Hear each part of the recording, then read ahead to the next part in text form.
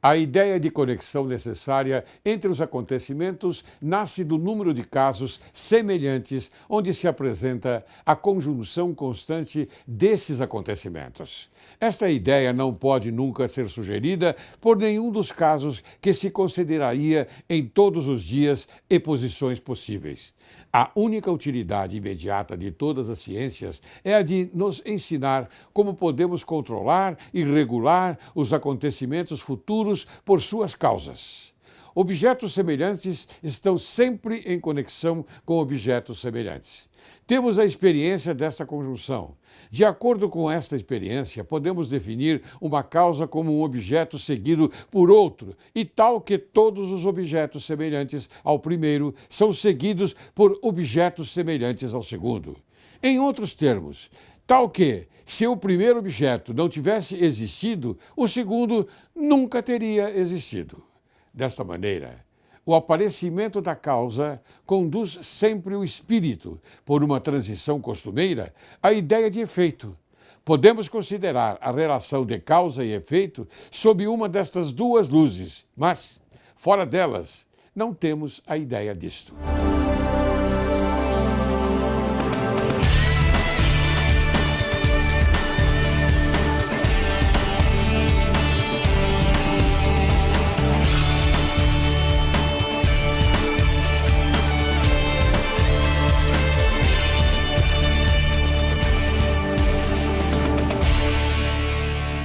Direito e Justiça em Foco é o teu programa e o Brasil é o teu país. Inicio o programa de hoje com a citação de Ana Sofia Sweetshine.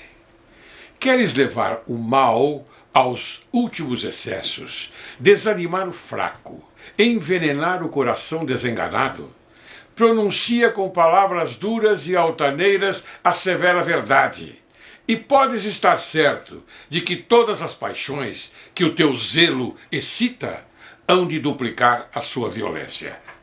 Hoje, Direito e Justiça em Foco apresenta a você, caro telespectador, o Dr. Fernando Cordioli Garcia, juiz de direito aposentado. Foi professor da disciplina de Ciência Política, período noturno do curso de Direito da Universidade do Planalto Catarinense, Uniplac, em Lages. Pós-graduado em Gestão Judiciária para magistrados do convênio da Academia Judicial, Universidade Federal de Santa Catarina. Sentença criminal publicada na Revista de Jurisprudência Catarinense, Tribunal de Justiça do Estado de Santa Catarina. Artigo publicado a não remuneração de assistentes judiciários na Lei Complementar Estadual número 157/97 e outros apontamentos jurídicos, publicado na revista da Escola Superior da Magistratura do Estado de Santa Catarina, volume 13, número 19, janeiro-dezembro 2006, Florianópolis. Programa Universidade Solidária Regional. 23º Batalhão de Infantaria em Blumenau e Universidade Federal de Santa Catarina. Treinamento e capacitação para as atividades filantrópicas e educativas do programa. Título de cidadão otaciliense pela Câmara de Vereadores de Otacílio Costa, bem como moção de reconhecimento da Câmara de Vereadores de Sombrio pelos relevantes serviços prestados como magistrado. Instalou o Conselho da Comunidade da Lei de Execução Penal em Otacílio Costa em 2012. E tenho certeza absoluta que eu poderia ficar aqui durante mais alguns minutos falando sobre o currículo desse jovem juiz de direito aposentado. Como vai você? Tudo bem? Ótimo. É uma grande honra, Dr. Cordioli, recebê-lo aqui nesse dia no programa Direito e Justiça em Foco.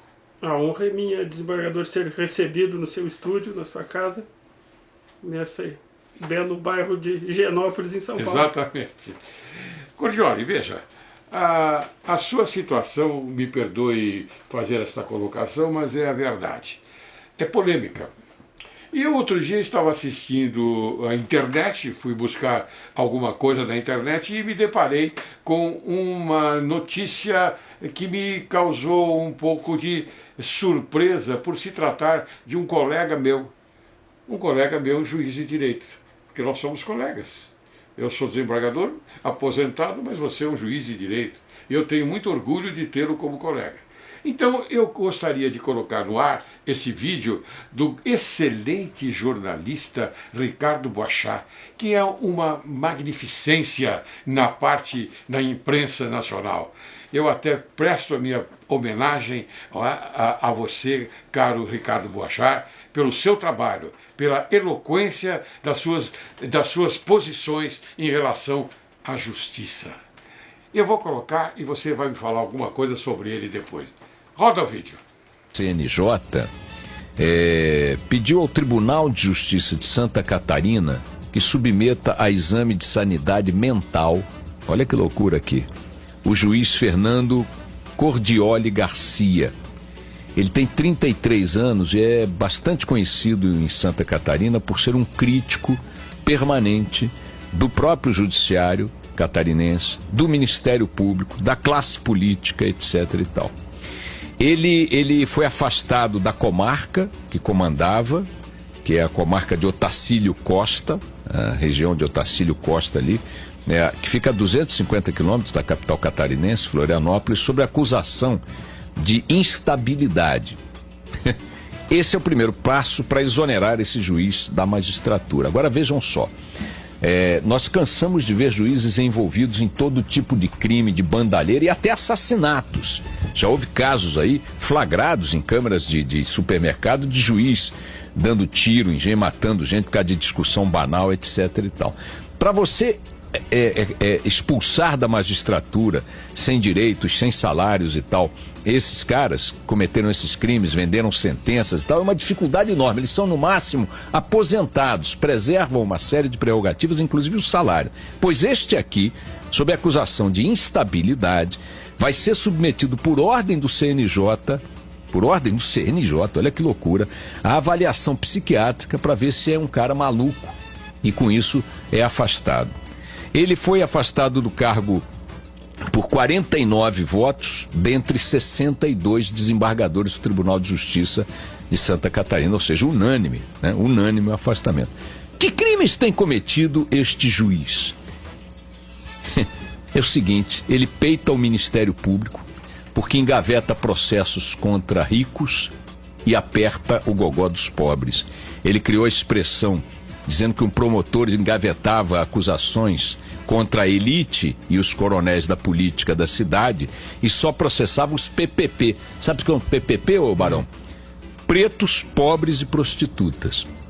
Em 2007, o juiz Cordioli, que está lá em Otacílio Costa, ele está juiz desde de 2007. Em 2010, ele foi chamado, ganhou o nome de juiz Coragem, porque nos autos dos processos registrava os desvios éticos e profissionais dos próprios juízes de Santa Catarina, de promotores, de servidores e de advogados. Estava prestes a ser promovido quando foi afastado agora do cargo. Ele diz que foi considerado inimigo público do Ministério Público porque denuncia que nos processos em que atuava só ricos e poderosos eram poupados, o resto pau no burro. Coisas que ele fez, para dar exemplos rápidos aqui. Em 2012, o juiz Cordioli leiloou 2 carros do prefeito da cidade de Palmeiras. Leiloou em praça pública para pagar condenação de desvio de dinheiro público feito pelo prefeito. Tinha um terceiro carro do prefeito que precisava ser leiloado e o prefeito saiu com o carro, fugiu com o carro. Sabe o que ele fez? Deu uma ordem para a Polícia Rodoviária Federal apreender o carro na estrada, leiloou o carro na praça pública de longe e o prefeito ficou a pé no acostamento. Depois ele se recusou, o Ministério Público lá da cidade dele, de Otacílio Costa, se recusou a mandar o perito avaliar a casa de um outro ex-prefeito também acusado de corrupção. O Ministério Público não quis pagar os peritos para fazer a avaliação. O que fez o juiz Cordioli? Foi no batalhão de engenharia do Exército, pediu apoio de engenheiros do Exército, cercou a casa do prefeito com um destacamento militar, avaliaram a casa, fotografaram a casa e pronto, ia para leilão para transformar também num centro de acolhimento de menores carentes. Num processo ambiental, ele ordenou a Fundação de Amparo do Meio Ambiente a derrubar a casa de um vereador que tinha sido construída numa área de preservação. Aí a Fundação Estadual do Meio Ambiente não demoliu, ficou lá cozinhando. O que fez o juiz? Chamou um operário, pegou uma marreta e foi ele mesmo lá demolir a casa. É mesmo? Agora, pessoas condenadas a penas alternativas por ele não cumpriam as penas e por outros juízes. Ele se irritou e intimou a esses condenados a penas alternativas a comparecerem ao quartel da PM às 9 horas da manhã, todos os sábados, e ele recebia essas pessoas lá com uma pá na mão e comandava operações de tapa-buraco nas ruas de Otacílio Costa. Ações como essas soam de fato loucas. Porque, afinal de contas, como é que pode um juiz acusar o Ministério Público de proteger os privilegiados e apertar os pobres? Como é que pode leiloar o carro do prefeito em praça pública e deixar o prefeito a pé no acostamento? Como é que pode denunciar os colegas juízes por improbidade, irregularidades, mandar prender político ladrão? Como é que pode isso no Brasil? Realmente, qualquer juiz, qualquer autoridade, qualquer pessoa que faça isso vai ser chamada de maluca. O surpreendente, minha gente, é que os loucos se torne a única referência de lucidez numa maluquice, isso sim, geral, como a que nós vivemos aqui. Vejam, o Conselho Nacional de Justiça, órgão máximo da justiça, concordou com os desembargadores de Santa Catarina e vai afastar esse juiz, vai punir esse juiz, com exoneração da carreira. Olha que punição que vão aplicar. Digam para mim, disso que ele fez aqui, o que é atitude de maluco? Nada, né? Talvez apenas por estar enfrentando inimigos que ele não vai poder vencer. Talvez a única loucura dele seja essa. Nossa solidariedade ao juiz Fernando Cordioli Garcia, 33 anos, é um exemplo de servidor da justiça. Então, meu caro Fernando Cordioli, o que você acha dessas palavras? A primeira impressão, quando eu ouvi, me pareceu que havia um equívoco ou outro, mas revendo agora no seu estúdio, muito pertinente e muito consciente do que está falando o jornalista. Ele me ligou, ele entrou em contato comigo, uma prática infelizmente incomum na ética jornalística, mas que o Boechat teve o cuidado de fazer. Eu estava no trânsito em Florianópolis e me lembro que a assessoria dele telefonou, ele falou pessoalmente comigo, fez 2 ou 3 perguntas altamente pertinentes, indo direto ao ponto. Eu respondi brevemente, né, estava no trânsito, e ele, né, lamentou do outro lado, agradeceu e produziu essa reportagem. Eu diria mais essa coluna, né, essa opinião. Uhum. Né? E ela é baseada também num trabalho jornalístico de um jornalista chamado Renan Antunes, Prêmio ESSO, no trabalho também de um jornalista local de Lages chamado Pablo Gomes. E não há o que alterar, apesar do próprio conselheiro do CNJ numa rede social ter combatido, ter questionado. Não há o que reparar no que o Boechat diz, porque o contexto é esse. Um magistrado que tenta se socorrer no CNJ e não recebe nada. A única coisa que eu recebi de apoio foi que se sugestionou ao TJSC que procedesse o meu exame de sanidade mental. Então veja bem, desembargador, um magistrado é afastado do cargo a título de ajuda porque estaria doente, sem CID, sem junta médica, sem absolutamente nada, e este paciente é que tem que lutar para ser submetido à junta médica, ao diagnóstico competente. E acabei, inclusive, desistindo do procedimento de controle administrativo, do recurso, digamos assim, ao CNJ, porque havia o risco de ser convalidado o que aconteceu, essa violência. Um tribunal não pode violar a inamovibilidade dessa forma. O magistrado tem que ser acusado de algo grave, tem que ter provas, tem que ter justa causa. A medicina é exercida por médicos, ainda mais a psiquiatria.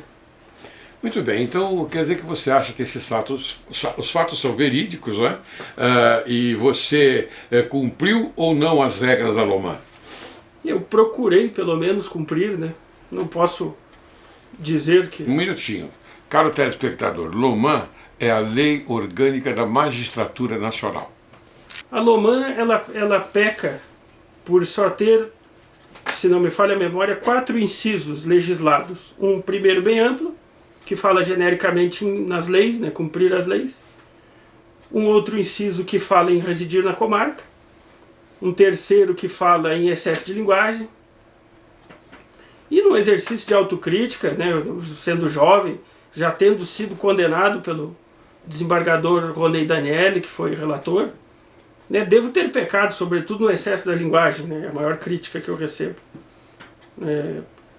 Mas, por outro lado, como é que nós vamos exercer o nosso trabalho de julgadores se não temos nenhuma imunidade, né? Não podemos escrever a verdade.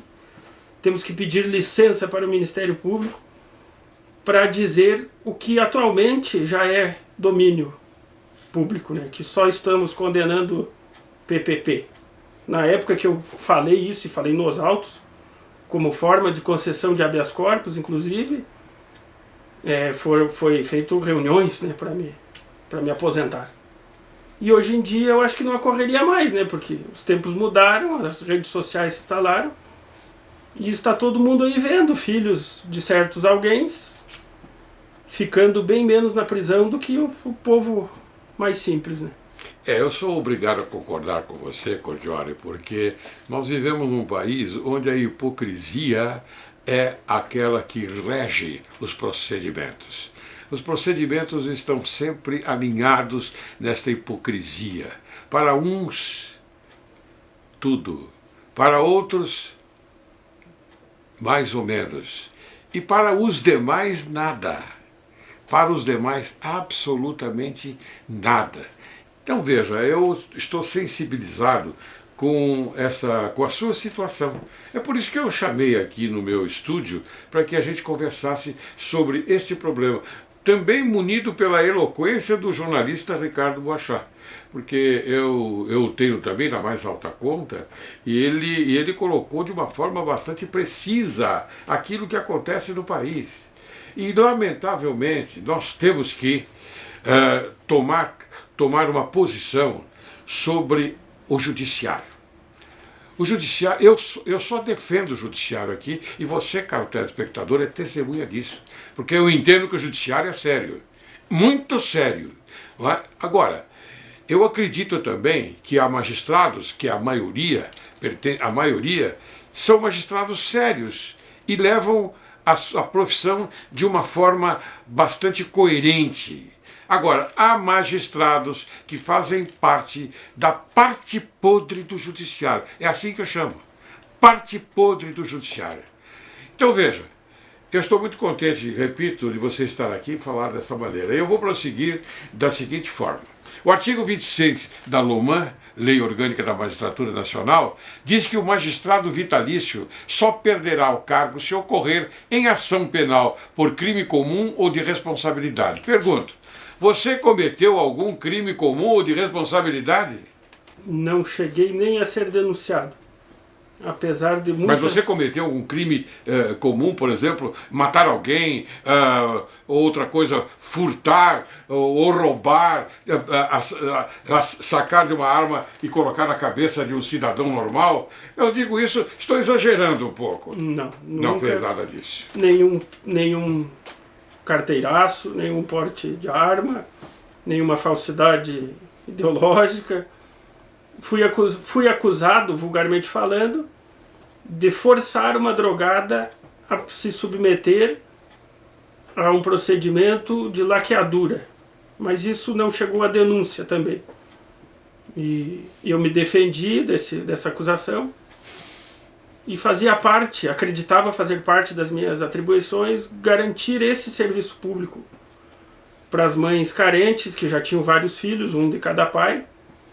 E na situação era dentro de uma audiência, uma mulher jovem, cerca de 19, 20 anos, drogada, e já estava com o terceiro filho abrigado, e ela queria a filha de volta, mas deixava os filhos no abrigo.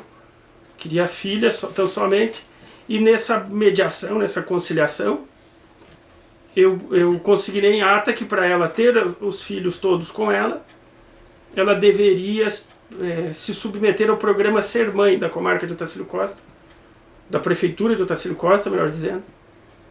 Um programa exemplar que acabou sendo abandonado por força dessa campanha do Ministério Público de me enquadrar, né, de subsumir esse meu atuação judicial a um tipo penal de uma lei especial. E uma lei que tem até um cunho meio trabalhista. Na jurisprudência toda, no Supremo, tem um deputado que foi condenado porque ele comprou votos fazendo a cirurgia nas pacientes, nas eleitoras dele. Ele concedeu essa bondade, entre aspas, não é? Para obter votos. Para obter votos. E acabou sendo condenado. É uma discussão que por si só envolve planejamento familiar, que é um nome bonito para controle de natalidade. E foi por onde o Ministério Público começou a sua campanha de me aposentar. Muito bem, a mesma norma reflete que pode ocorrer também a perda do cargo em um procedimento administrativo, é correto? Correto. E o que envolve... Mas não é o seu caso, é? É o meu caso, eu fui aposentado. No caso criminal, tem mais a ver com a perda da aposentadoria, né? E no caso administrativo, não se perde o cargo e a aposentadoria propriamente dita. A pessoa acaba sendo punida quando na sanção máxima de aposentadoria, é uma aposentadoria proporcional. Muito bem, você vai me contar essa história da aposentadoria no bloco seguinte, que agora eu vou fazer um pequeno intervalo e depois nós vamos retornar. E nós vamos iniciar com esse prosseguimento sobre a sua aposentadoria. Você aguarde, que logo, logo retornaremos.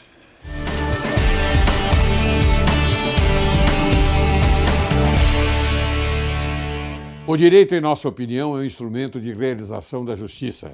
O direito concretiza as normas reguladoras dos comportamentos humanos tendentes à realização da justiça. Todavia, nem sempre o direito realiza a justiça. O direito é sempre jurídico, mas nem sempre é justo. A Alemanha nazista viveu sobre um sistema de leis que formavam o seu direito positivo, que era jurídico, mas não era justo.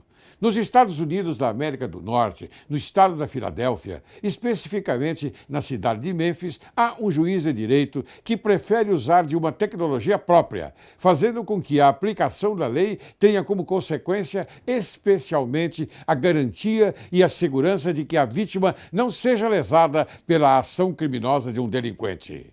Significa que, ao prolatar uma sentença penal, permite fazer de seu conteúdo o revide legal em benefício da vítima, dando permissão de adentrar a residência do agente e de lá retirar qualquer objeto de valor visando integralizar seu patrimônio na mesma proporção da ação praticada, sendo desta forma legitimada pela proteção policial e, por vezes, acompanhada pelo próprio magistrado.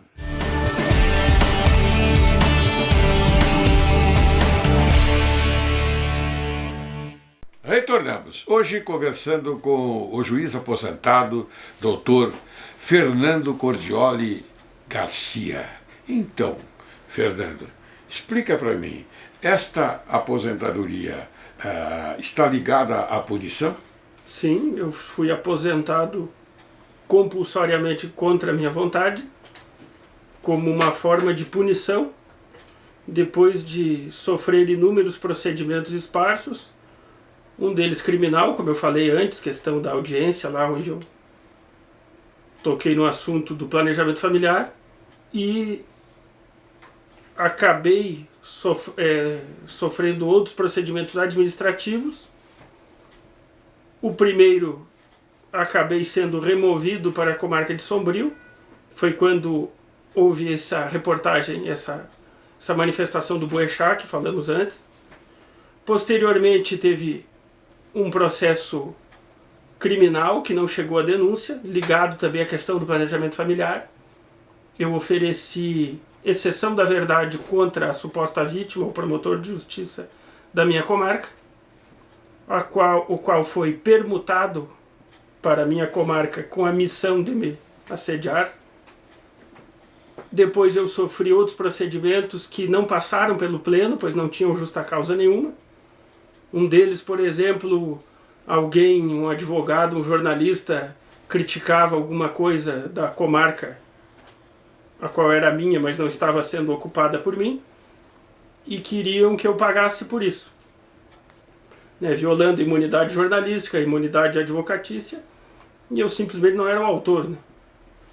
Esses processos foram recusados no pleno, depois de muito gastarem minha energia, meus rendimentos, pois eu tive que me defender nas fases preliminares, para ao final concordarem com a minha defesa, até que um quinto procedimento me afastou pela segunda vez do cargo. E dessa vez eles não me acusaram de ser maluco propriamente dito, expressamente, como fez o desembargador Vanderlei Romer, sem declinar o relatório dessa acusação previamente para o meu advogado, que por sua vez também falou antes no pleno. Eles acusaram de maluquice por vias obtusas. Eles me acusaram, por exemplo, de trabalhar de pijama, desembargador. O senhor imagina um juiz... Trabalhar de pijama? Trabalhar de pijama, acordar tarde... Da sua casa, claro. Ir para o fórum de pijama. Me acusaram de gritar pelos corredores, me acusaram de quebrar um portão. Mas isso tudo é verídico? Tudo inverídico. Tudo inverídico. Tudo inverídico. Quando muito, um total telefone sem fio, total abuso de circunstâncias, de deturpação. Pijama, por exemplo, eu não uso, não tenho. É mais provável eu ter ido pelado por fora do que de pijama. Coisa que não ocorreu. Não ocorreu. Aí nem roupão, nem pijama, nem nada, né? Uma pessoa, para me difamar, escreveu por escrito e trouxe numa audiência, e o senhor sabe que isso é proibido, testemunha oral. É claro, uma sustentação oral não pode ser lida, ela tem que ser naturalmente, como diz a própria sustentação oral, sem naturalmente cola, né? E é óbvio, tudo a gente sabe disso.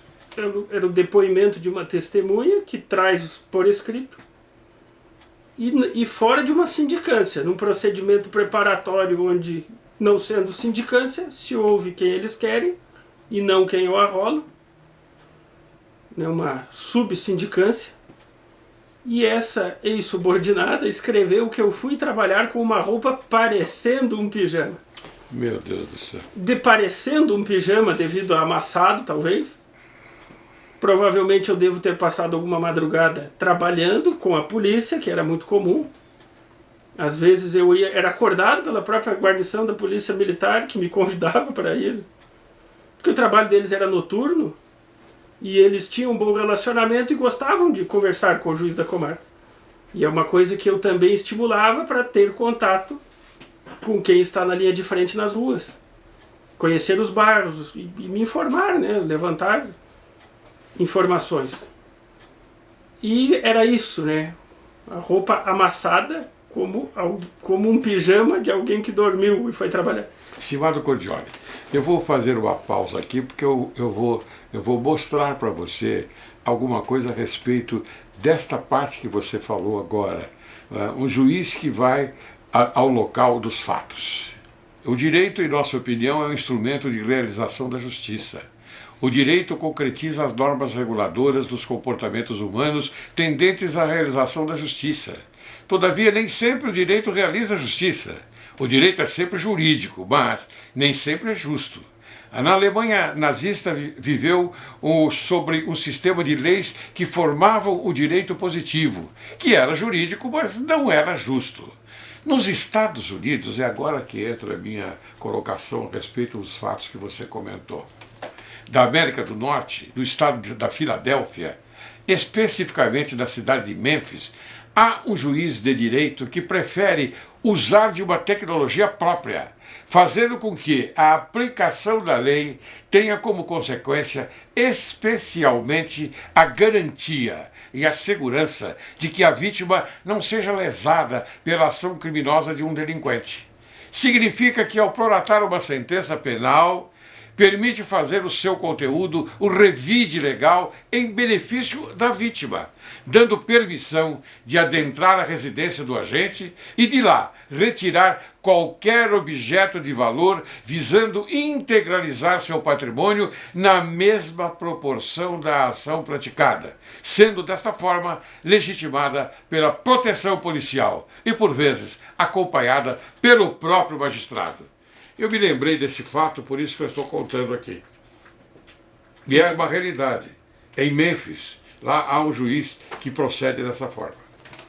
Então, continue. Você acha que foi injustiçado?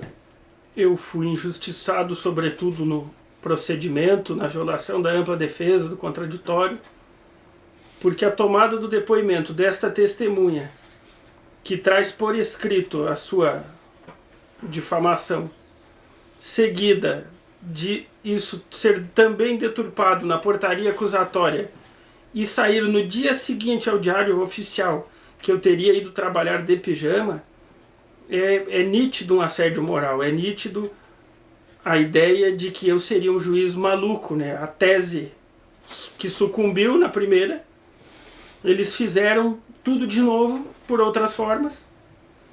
E aí o que é estranho, eu nunca trabalhei de pijama nas outras dezenas de comarcas, somente naquela. Eu só maltratei subordinados. Quer dizer, é uma aparência, não é? Aparência no pijama por causa do terno que estava amassado. Talvez eu tenha pecado, talvez eu mereça uma advertência, talvez eu mereça uma disponibilidade. Mas a aposentadoria causa prejuízo ao erário. As pessoas estão me sustentando, eu tenho 37 anos, estou aqui passeando em São Paulo e deveria estar numa cadeira, numa mesa, fazendo sentenças, conduzindo audiências. Claro, claro. Que era o que eu queria, o que eu quero ainda, né? Foi me oferecido de forma tácita uma aposentadoria integral. Era só eu chegar na junta médica, sob efeito de drogas, e responder algumas bobagens para o médico psiquiatra.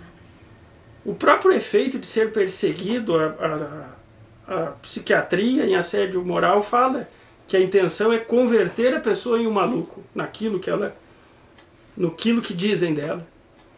E o que nós podemos, desembargador, com o programa alertar os colegas e magistrados é que a maldade existe e que é uma disciplina muito ligada ao direito do trabalho, mas que tem o seu lugar na improbidade, no direito administrativo, que não temos direito a recurso. Se olharmos com atenção no CNJ, o juiz de direito da justiça comum estadual não tem direito a recurso. O que o seu tribunal julgar só pode ser revisado, o que não equivale a uma apelação, revisado com prova nova pelo CNJ. Não existe uma apelação com efeito devolutivo e, pior ainda, efeito suspensivo. Suspensivo, claro. Então temos aí colegas do Ministério Público, de outros ramos aí do poder, que cometem crimes, inclusive contra a vida, contra o patrimônio público, e que tem toda a presunção de inocência. E chegam lá no final e ganham uma aposentadoria proporcional, mas aí já acumulou 20, 30 anos. É quase uma integral. No meu caso, eu fui aposentado com efeito imediato da própria sessão. E você, a sua aposentadoria é parcial? Parcial, proporcional, com a minha advocacia, deu cerca de 11 anos, 34%, se não me engano, dos proventos do juiz de entrância final. Muito bem. O que comparado com o salário mínimo não é pouco e é um prejuízo ao erário público. É um prejuízo ao erário público quando você poderia estar trabalhando normalmente, não é? Exercendo a sua atividade de uma forma bastante equânime e magistralmente, não é? Porque eu tenho certeza absoluta que você é um magistrado competente, um magistrado que faz da sua profissão, ou fez da sua profissão, a suficiência, a eficiência e também aquilo que, afinal de contas, a gente quer de um magistrado que se projete num amplo momento de justiça. Eu entendo, eu vejo dessa forma. Agora eu pergunto, você pode explicar ao telespectador se seus pares não receberam bem a sua performance nas decisões de sua jurisdição? Muitos não receberam, porquanto o comodismo, né, a mudança afeta a zona de conforto de muitos. Uma das primeiras coisas que eu trabalhei foi o efeito suspensivo nas ações coletivas, ações civis públicas. Por lei, uma legislação, inclusive fruto do trabalho do Estado de São Paulo, de juristas paulistas, uma legislação copiada dos norte-americanos, que são muito preocupados com isso que o senhor falou, com a efetividade. Colocou-se na lei de 1985 que a apelação só tem efeito suspensivo se motivadamente concedida pelo juiz. Então isso dá para o juiz de primeira instância poder político, ele deixa de ser um juiz de mera passagem para se tornar um juiz que concede efetivamente ou não concede algo, e um juiz que tem importância, relevância, que vai ser temido pelo prefeito, pelo vereador, pela área da sua comarca. E eu passei a atentar para esse comando do legislador e dar efetividade às decisões. Uma delas é essa que repercutiu muito, a demolição de uma obra em área de preservação permanente. E também do prefeito, né? Era de um vereador da situação, era de um vereador do prefeito. E, posteriormente, essa sentença sequer houve apelação. Sequer houve apelação, mas já depois de publicada, depois de exauridos os prazos, foi determinado que o órgão ambiental competente cumprisse. Uma situação que sequer demandava controle judicial, pois o poder de polícia administrativo, né, não sendo a moradia de alguém, residindo alguém dentro daquela casa, que não era o caso, autoriza que a própria prefeitura, o Estado, o IBAMA, chegue lá e corrija, né, inclusive aplica uma multa. Tudo isso eu falei na minha sentença. Processo antigo, processo que não tramita de uma forma regular, concedi tudo que o Ministério Público queria, promotor de justiça, Dr. Rafael Meira Luz, se eu não me engano o nome, me acompanhou nessa ocasião junto com o PPT da PM de Santa Catarina. E foi, na verdade, um desmonte de uma casa. Era uma casa pré-moldada e fizemos, inclusive, um favor para o réu. E não cobramos custas disso também. Tiramos a casa da PP e a deslocamos. E outras ações também, outras ações coletivas do mesmo naipe, digamos assim, tramitando há décadas, que envolvia a defesa do meio ambiente.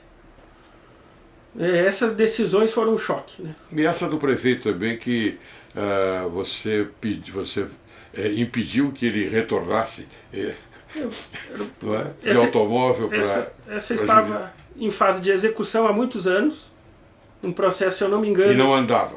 E não andava, por quê? Porque o devedor é muito hábil e ele nomeia um lote de uma Coab, de um loteamento irregular, um terreno sem valor numa comarca afastada. Até a precatória ir, até a avaliação vir, até o leilão.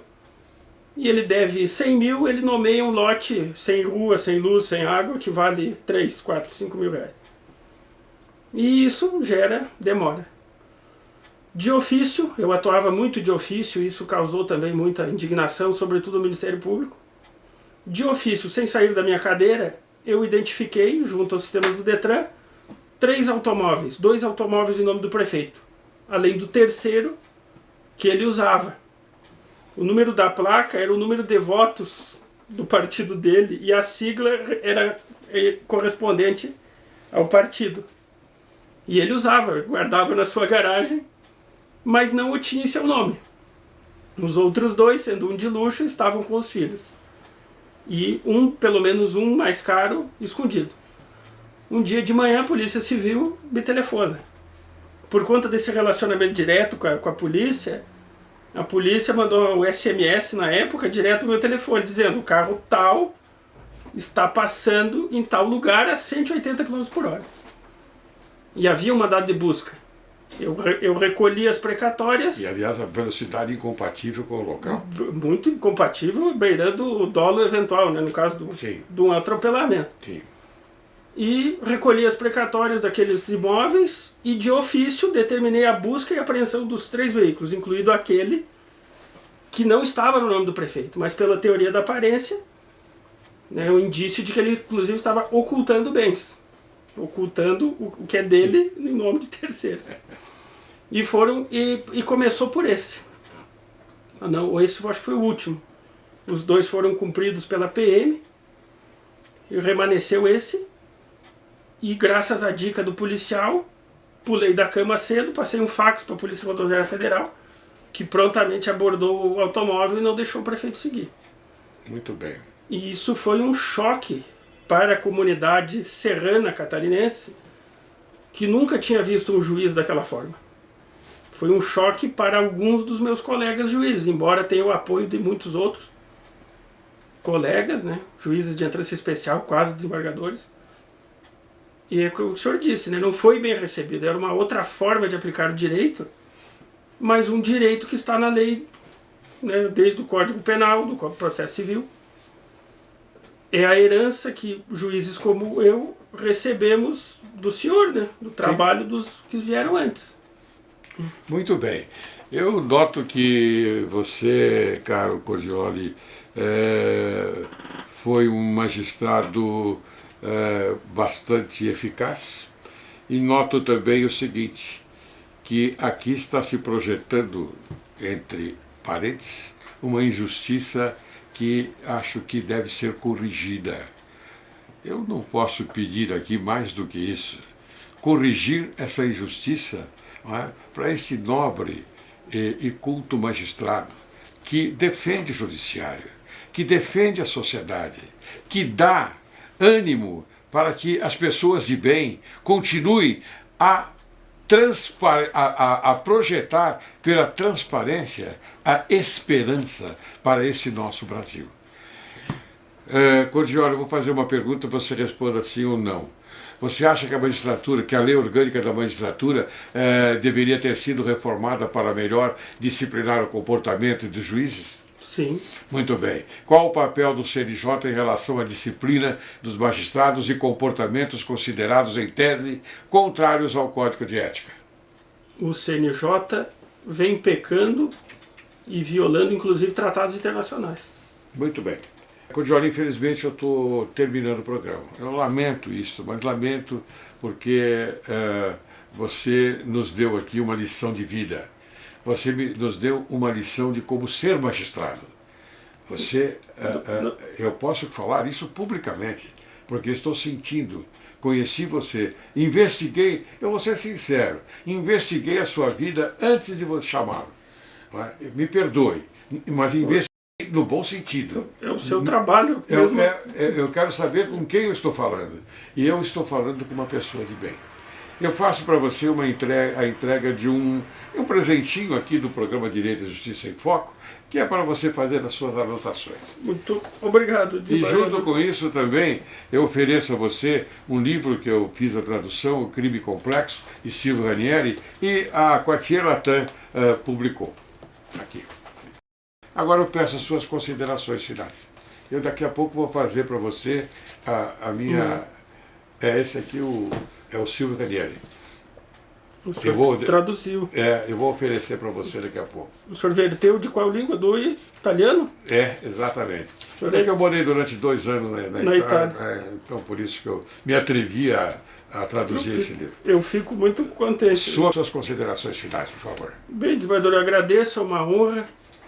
Eu acho que a minha maior contribuição como aposentado é, nesse programa, com a ajuda do senhor, deixar a mensagem para os novos magistrados de que atentem para esse fenômeno do assédio moral, que é estimulado pelo fato de uma LOMAN antiga, não recepcionada, substituída por normas do CNJ que não passaram pelo Congresso, né, normas de processo, normas que atacam as garantias da inamovibilidade, por exemplo, os princípios de Bangalore, o próprio Pacto de San José da Costa Rica. ao não nos concederem direito de recurso. Isso é fruto também de uma tradição do direito brasileiro onde o tribunal é superpoderoso. As pessoas podem imaginar que qualquer abuso cometido contra mim ou contra o senhor vai ser solucionado pelo STJ, mas não. É solucionado dentro do próprio TJ, ao qual estamos submetidos, o que sem direito a recurso.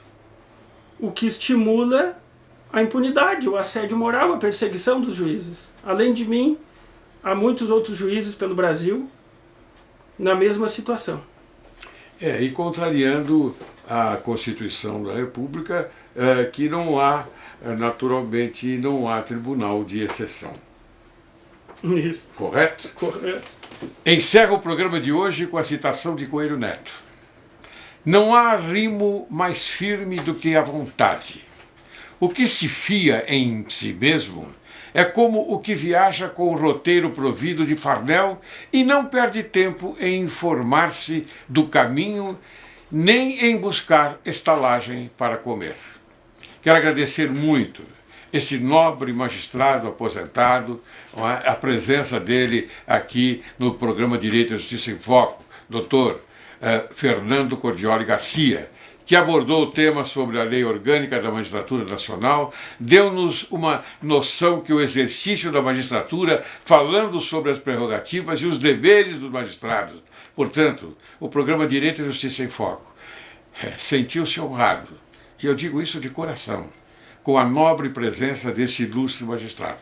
Muito obrigado. Eu que agradeço, desembargador Lavério, é uma honra estar aqui em São Paulo com o senhor. A honra é minha.